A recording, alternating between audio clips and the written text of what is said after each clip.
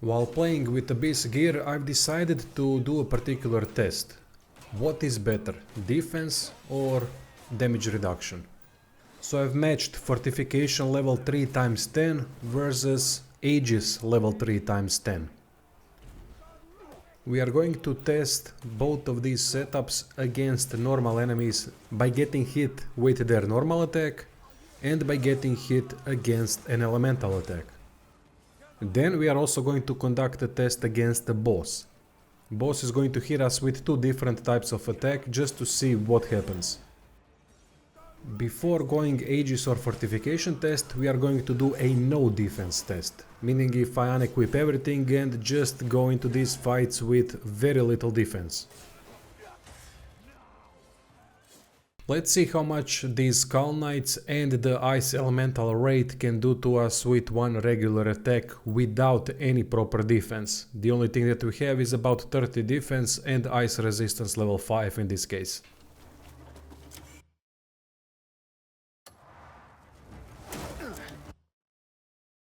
With the regular attack, Skull Knights did 39 damage.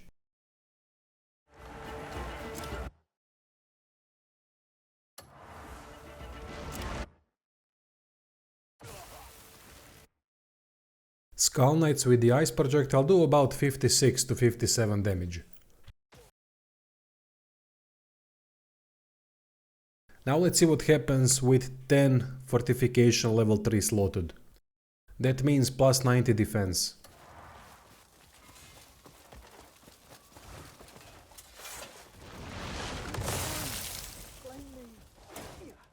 With the regular attack, we got hit for 19 damage.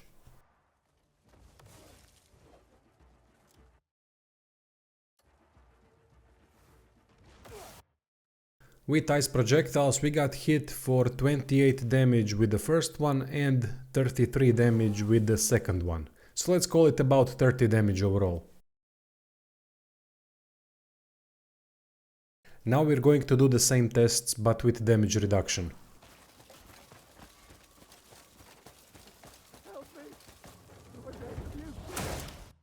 Skull Knight's regular attack did 18 points of damage.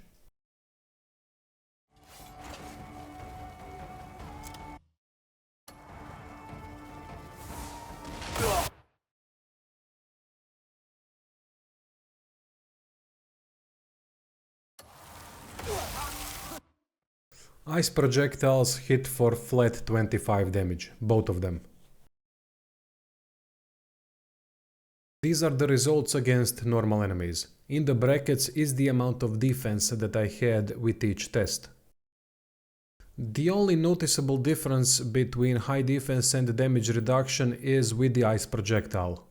So it seems that against elemental attacks, against normal enemies, we get a little bit more benefit from damage reduction compared to high defense. In percentages, that's about 17% difference.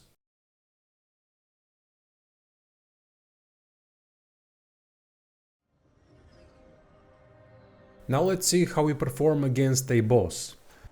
This test was a little bit more difficult due to constant damage over time, but I think the results are going to be fine. It just might not be exact, but it's going to be in the ballpark. Damage varied a lot sometimes, so I think I pinpointed the exact numbers, but it could be a little bit off. First attack is the beam attack. With the starting attack we got hit for about 72 damage.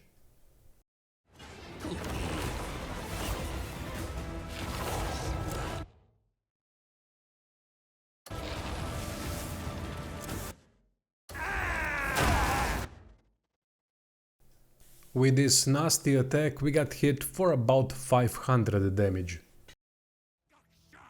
Now let's see what happens against the same attacks with full defense.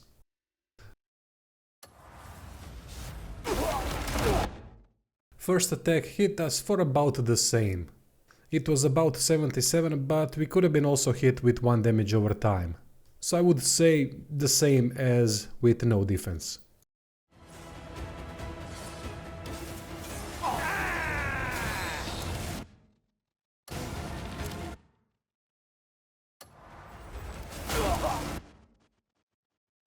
The second, more powerful attack hit us for about 345 damage. Now let's see what happens with the damage reduction.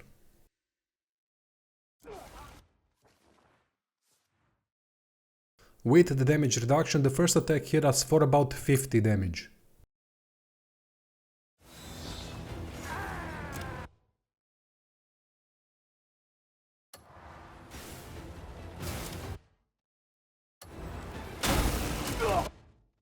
Second attack hit us for about 320 damage, which is slightly better than with the defense. Here are the results. High defense didn't do any difference against the beam attack. Damage reduction did, however, and it's about 20% difference, which is quite big. Against that powerful attack, which I would assume is the fire-based attack, it was only about 5% difference, which means that there's not much difference between high defense and damage reduction. But damage reduction is still slightly better. I've also noticed an interesting thing, and that with damage reduction I wasn't taking any damage over time against that fire boss. With high defense I was still taking damage over time, and quite significant damage as well. Overall, it's quite clear that damage reduction is a better choice. While it's not going to make major difference against every single attack, but it's going to be a difference, sometimes a high one, sometimes a low one against most attacks. Anyway, that's it for this video. Thank you for watching. Hope this helps a little bit in deciding what to pick.